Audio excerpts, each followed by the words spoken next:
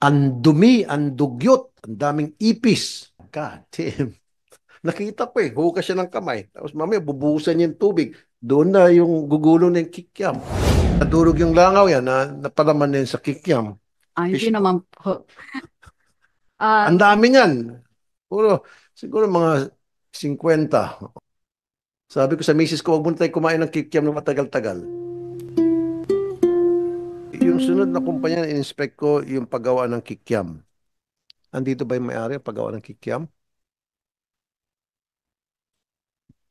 ako po yung acting plant manager ng ah, sa Millennium. Ano Wala po, pangalan po ng kumpanya yung Millennium Millennium Ocean Star Corporation. Ocean Park? Ayan. Iba po yung, wala po yung may-ari po, pero ako po yung Okay. representative. Sige. Ito po ang makinig kayong taga. Kayo ho ba, Ma'am Emerald Uy, Yes, sir. nakapag-secure ng permit mula sa National Wages Productivity Commission para magpa-implement ng pakyawan? Ah, ah, sa pagkaalam ko, ngayon ko lang po nalaman na wala po. Kasi nadatnan ko lang po yung pakyawan. Kasi Kaya nga, yung, pero narinig mo naman usapan namin kanina. opo, Dapat nag-apply. It's nag, either mag-apply yung mga empleyado ninyo o yung management. op- Nag-apply ba? wala na po yung plant manager kasi sir. Bale, nag-assume lang ako ng possession ng Navotas noong 2022 nung namatay po yung plant So, hindi mo manager. alam So, kung meron hindi ko kayong po. permit. Yes, yes, Your Honor.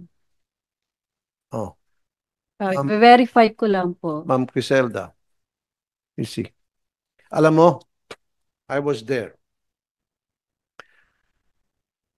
Kumikita naman ng 1,000 sa Pakyawan. 1,000, malaki ano? Pero yung 1,000, from 8 in the morning hanggang 2 in the following day in the morning, 1,000. Ilang oras po yun? 8. 8 to 8, 12. 9, 10, 11, 12, 1, 2. 12 plus 6, 18 hours para kumita ng 1,000. Otherwise, 12 to 13 hours para kumita ng 600 kung magkano yung minimum doon sa lugar niya. You see? So, stop the pakyawan until Ay, makapag-produce kayo ng permit. So, I want you to, um, Executive Director Criselda, ma'am, mag-inspect kayo. For the meantime, stop niyo po. yes, sir. Tuloy pa rin siyempre yung trabaho. Kaya lang gusto ko, dapat arawan. Okay, sir. Good.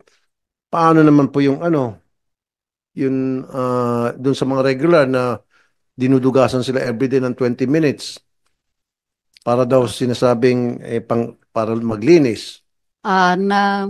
na-comply naman na po namin. Apply. Meron na po kaming 8 to 5. So, meron naman kaming memo na naibigay na sa kanila na yung 4:45, they have to stop the working. Tapos, Okay. mag-umpisa na silang Good. maglinis. Para pagkatapos so ng 5 o'clock, then they can go home. Tapos, malinis na po yung aming lugar. Vacation leave nila. Meron na dapat kasi wala daw. Uh, we will be discussing with the management. Tapos, Dole. on process naman po yung aming compliance with kung ano man po yung aming lapses on DOLE, sir. Very good. This is what I want you to do, Dole. Iko-compute nyo kasi meron doon 3 years, 4 years, 5 years na wala silang vacation leave. Di ba yung vacation leave, pag hindi mo nagamit yon, convertible to cash yun. So, compute nyo kung ilan sa kanila ang hindi nabigyan ng vacation leave, kung ilan taon, yun yung makukuha ng mga empleyado. That's what I want to happen. Pati yung sa mga regular to pati doon sa mga overtime. Kasi pinag-overtime silang 20 minutes 25 minutes. Pag hindi nag-overtime 25 minutes, ang ginagawa sa kanila, binabawasan. Kung minsan pinag-overtime silang 5 hours, now, yung 1 hour, sinabing break time daw nila. Kaya 4 hours lang bayad sa kanila. So, i-monitor niyo po, please, Dole. Update po dito sa company po, sir. Kaninang umaga po, pumunta po yung taga-company para po makipag-settle po dun sa mga monetary obligations po nila. Ay, very good. Po. Totoo. Yes po. Oh, Sana good po just, ay di ba? naghingi po sila Kasama ng ko to sa inspection eh. Oh, ah, very good. ah, as we go along po, mag-aano na po sila. Naghihingi din po sila ng tulong sa DOLE na tingin or oversee doon sa pagbabayad nila doon sa kanila mga empleyado po. Yan po Okay. yung nangyari kanina umaga. Now, kikiam, paborito ko pa man din yan, saka fishball. Parang hindi muna ako kakain ng mga matagal-tagal. Ang dumi, ang dugyot, ang daming ipis, daming langaw, kinakalawang yung mga makina. Yung paghugasan ng kamay, yun yung pinagsasabaw sa kikiam. God damn. Nakita ko eh, hugas siya ng kamay. Tapos mamaya bubuhusan niya yung tubig. Doon na yung gugulo ng kikiam. Sabi ko sa misis ko, huwag muna tayo kumain ng kikiam na matagal-tagal. Saan nyo ba binibenta ang kikiam nyo para malaman ko kung saan ako hindi bibili? Pero in fairness, yung mga ano nyo, yung octopus, malinis. Maganda, nakita ko yung maganda pagkabalot. Pero yung sa kikiam, ma'am, Ah, pa- yes, linisin sir. ko. Ano po, gagawan po namin. Thank Mag-strict, you. strict ano na lang po kami ng monitoring. Actually, we have pest control monitoring naman po. Tapos, every after work, talaga ho naman, Hindi ma'am, at saka ano eh, butas-butas. So, butas yung ipis ko minsan nalalaglag, punta dun sa kikiam. Ay ngayon, nabalot na sa kikiam, di naging sabaw ng kikiam yung dumi ng ipis. yes, sir. We would implement the GMP for necessary for the production of our products. Okay, Dole, kasama yung occupational hazard, kasama yung pag-inspect na to ensure na malinis yung workplace. Mainit din. Ma'am, lagyan niyo ng mga ventilation. Yes, sir. Kasi yung sa cooking area, we have exhaust fans in the cooking area. So, Pero walang mechanical ventilation, meaning wala yung, yung umiikot po, meron po dun sa lutuan. wala po ako napansin. Kaya di ba, Ah, pawis na pawis ako. Meron po siya yung sa mga lutuan po namin. Eh bakit We po have wala, hindi ko exhaust fans naramdaman? po. Mainit po. Mechanical ventilation, ibig Yes. sabihin yung, ano, yung malaking electric fan. Yes, sir. We will, dagdagan na lang po namin, sir. Damihan niyo po, kasi Dadamihan po namin. sobrang init. Yes, sir. Ayan, Tapos unakaw. po naman yung mga O, tao yan. naman doon, yung sa mga Siyempre, cooking. nadurog yung langaw yan, napalaman din sa kikiam. Hindi fish- naman po. Ang dami niyan. Siguro mga 50. Oh. Hindi naman. Hindi naman. Hindi nga, nakita ng mga tao ko, hindi nga paglabas. Di ba, ayaw niyo pang buksan, remember? No, tinanong ko naman po, kasi bakit ano ho ba yung I was not there kasi during the inspection niyo po. Tinanong ko po, bakit nakasarado? Kasi sabi ko, bakit kasi tinanong ko doon kay Blue, bakit dan kayo dumaan sa end?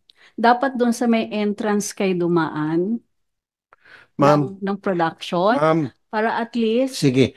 Ang gusto ko ulit, ayaw ko magsara kayo kasi marami mawawalan trabaho. opo. I-correct niyo po. Yes, sir, we will correct it. Actually, Bayaran niyo po yung mga empleyado and then Dole, baka pwede sila mumultahan yung may-ari. Total, hindi mo naman pera yung mumulta. Ano mo, boss mo, Taiwanese. it's a naturalized Filipino, sir.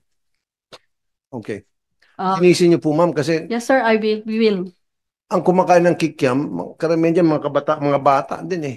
Apa. Isa ako doon kumakain ng kikiam at saka fishball. Totoo yan. Yes, sir. Yung tusok-tusok, paborito ko yan. Actually, medyo masama rin yung ng negosyo namin. Kasi from 200 yung workers namin early, ng 10 years ago, tapos nag-retrench kami before the COVID. Tapos ngayon, 2022, nag-retrench na naman kami. So, ang aming trabahador na lang po ngayon, yung aming workforce na lang yun is 64. 64. That's why I'm telling you, I don't So, want you to shut down. yes, Kasi, sir. siyempre, pag nag-shutdown kayo, yung mga trabahador ninyo, wala ng work. Yes. Pero, So, alagaan nyo. nasabihan ko naman po yung mga tao natin. Kasabi ko nga sa kanila, dahil dun sa lapses ng aming paglilinis, sabi ko, wala naman tayong magagawa nun kung magsasara na. So, sabi ko, lahat tayo mawawala ng trabaho. So, pinapa-remind ko na lang po ulit. Tapos kung ano man po yung aming improvement, for the working conditions sa area, we would comply, sir. Sige, mag-comply po kayo, ma'am. Lalo na dun sa sanitation. Yes, Please sir. lang. We will. Okay. And then, Dole, inspection ninyo. Do an inspection regularly para ma-ensure na hindi lamang yung mga manggagawa natin ang malalagay sa maayos yung kanilang kalagayan, kundi yung kalagayan ng mga customer nila, consumer. Very unhealthy. Yeah, actually naman, sir, we've been, ini-inspect naman ho kami ng, ng aming may mga customer audit naman po kami. Sino po nag-inspect sa inyo? Customer audit. Ay, customer hindi. Madali lang yung customer. Gusto ko sana Dole. May nag-inspect ba na Dole? Unfortunately, none. None. Gaano katagal na walang inspection na Dole? I could not say. Yung masasabi ko lang po, ito mga 3 Okay. years lang, sir. Gaano Pero I katagal could na, not- gaano katagal na po kayo sa company? 2011 po ako. Pero I was assigned in our head office. So since 2011 hanggang ngayon wala nag-inspect isang kaluluwa